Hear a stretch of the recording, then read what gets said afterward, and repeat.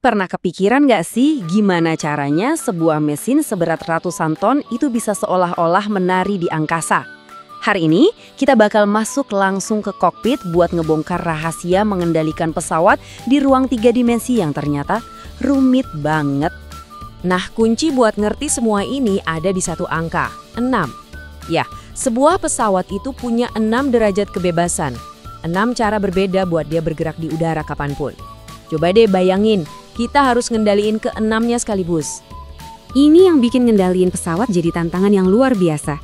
Kita nggak cuma ngatur pesawatnya mau kemana, tapi juga seberapa cepat perubahannya di setiap gerakan itu. Benar-benar kayak juggling act konstan di udara. Dan biar makin rumit lagi, semua gerakan ini tuh saling nyambung. Nanti kita lihat deh, satu aksi simple kayak miringin pesawat aja, itu hampir selalu nyebabin efek samping yang nggak kita mau, yaitu pesawatnya jadi ikut berbelok. Yuk kita lihat gimana para pilot ngatasin ini.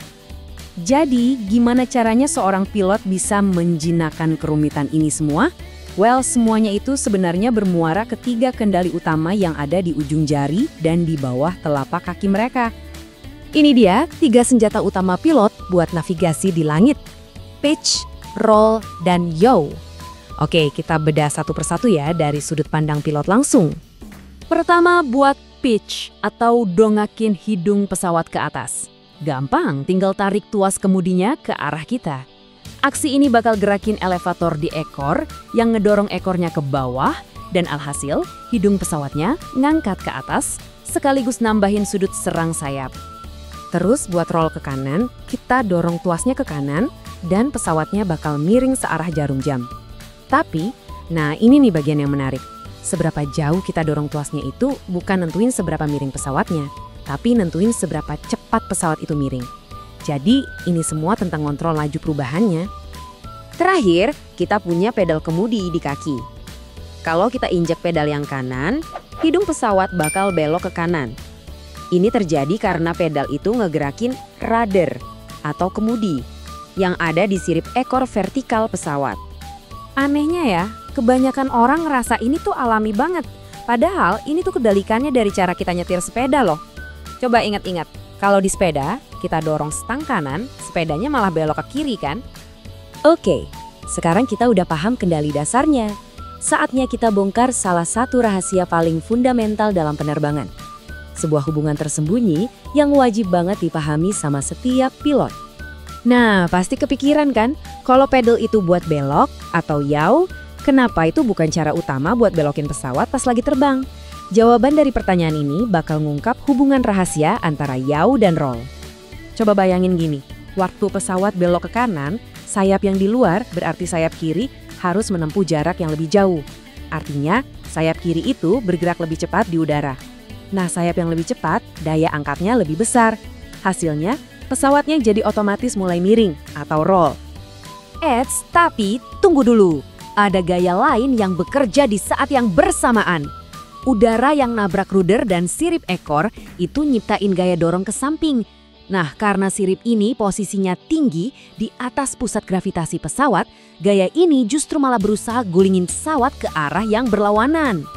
Jadi, para insinyur itu dihadapkan sama teka-teki gimana caranya nyeimbangin 2 gaya yang saling berlawanan ini. Pertarungan inilah yang justru jadi pendorong lahirnya beberapa desain pesawat paling inovatif yang pernah ada. Yuk, sekarang kita lihat beberapa contoh nyata gimana para insinyur mecahin masalah kontrol yang pelik ini dengan cara-cara yang wah cerdas banget. Di kecepatan supersonik, permukaan kontrol biasa itu udah nggak efektif lagi. Solusinya, ekor slab kayak yang ada di F-18. Jadi seluruh permukaan ekornya itu gerak jadi satu kesatuan.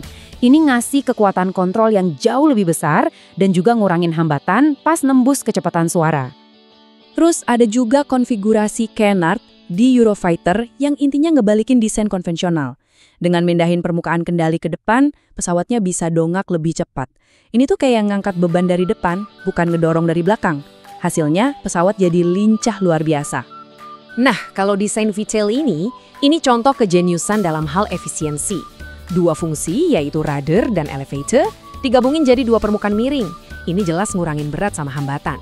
Dan khusus buat pesawat siluman kayak F-117A, desain ini pinter banget karena ngilangin sudut siku-siku yang gampang banget dideteksi radar. Jadi, mulai dari ekor slab sampai canard, semua itu bukan cuma buat gaya-gayaan loh. Setiap desain itu adalah jawaban cerdas untuk tantangan fundamental dalam mengelola 6 derajat kebebasan yang kita bahas di awal tadi. Dari sistem mekanis yang sederhana sampai sistem fly-by-wire super kompleks yang bisa ngatur banyak permukaan kontrol sekaligus, evolusinya terus berjalan. Dan ini ninggalin kita dengan satu pemikiran di akhir. Seiring mesin-mesin kita jadi makin pintar, apa sih sebetulnya arti dari menjadi seorang pilot?